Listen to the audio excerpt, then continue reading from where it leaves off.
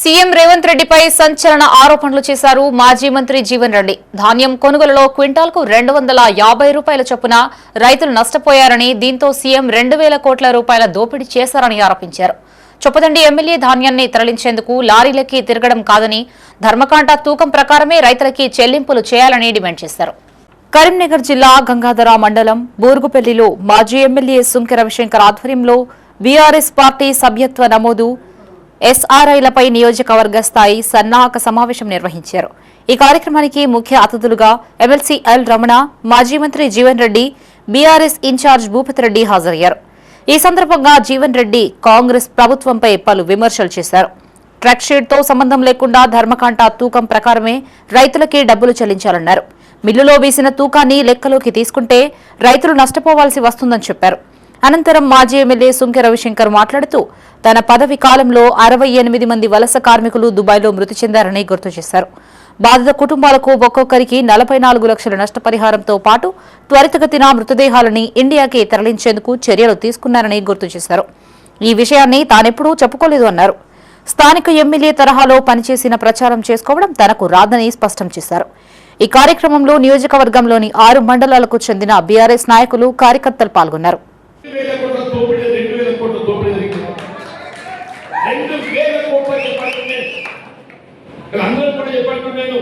ప్రతి రైతు ప్రతి క్వింటల్ మీద మినిమం 250 రూపాయలు నష్టపోయారని చెప్పంటారు. ఈ ధర్మకాండ తూకానికి అనుగుణంగా ఏదైతుంది ఇప్పటికే వ్యత్యాసం. నీ ట్రక్ షీట్ మాకు సంబంధం లేదు. ధర్మకాండ ఏదైతుందో రైస్ మిల్ అన్లోడ్ చేసే సమయం లోపల వెయిట్ చేయడంతో ఆ ప్రకారం చేయండి. ధర్మకాండ సపోజ్ 100 క్వింటల్ వచ్చినట్టయితే మనకి ఇచ్చే సీట్ ఏదైతుందో ట్రక్ షీట్ 90 కిలోల కంటే ఇది ప్రత్యక్షంగా చెప్పంటున్నాను. నేను ఇవాళ ఈ సభాముఖంగా చెప్తున్నాను. ఈ సభాముఖంగా ఎమ్మెల్యే ఏదైతుందో ఏదో లారీలెక్కి తిరుగుతుందని చెప్పంటున్నాను కదా. లారీలెక్కి తిరుగుడు కాదన్నా, ఇదే నీ నియోజకవర్గం లోపల రైతాంగం నుంచి సేకరించబడ్డ వరిధాన్యం ధర్మకాండ ఎంతైతే తూకం వేసిందో ఆ ధర్మకాండ తూకానికి అనుగుణంగా ఏదైతుందో రైతాంగం చెల్లింపులు చేపించు. అప్పుడు ఏదైతుందో దాదాపుగా 60 మంది డెడ్ బాడీలను నేను హైదరాబాద్ దుబాయ్లో తెప్పించిందన్న. ఎన్నోకి ఇట్లా రీల్స్ పెట్టుకొని దుబాయ్ పోయినట్టు యాక్షన్ చేయలేదన్న. పనిచేసి 44 లక్షలు ఇప్పించడం డెడ్ బాడీ తెప్పించడంతో పాటుగా ఇట్లా పని చేసినా కానీ ఈ పని చేసి చెప్పుకోవడం మనకు సాధ కాదు. ఒక్కటి కాదు, ఇక్కడ ఇంత అందరూ చెప్తూనే ఉంటారు. ఈ రీల్స్ రాగానే చేయదు కానీ లేకపోతే జీవన్ రెడ్డి గారు ప్రయత్నం చేసిన వారు అన్న ప్రయత్నం చేసాడు.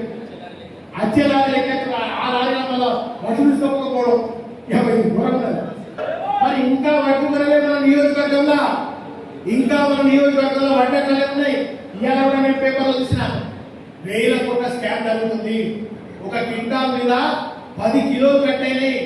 రేవంత్ రెడ్డి కాగానే డైరెక్ట్ గా ఒక బస్తా 20 రూపాయలు డైరెక్ట్ గా బి గ్రేడ్ అంటే డైరెక్ట్ గా రేవంత్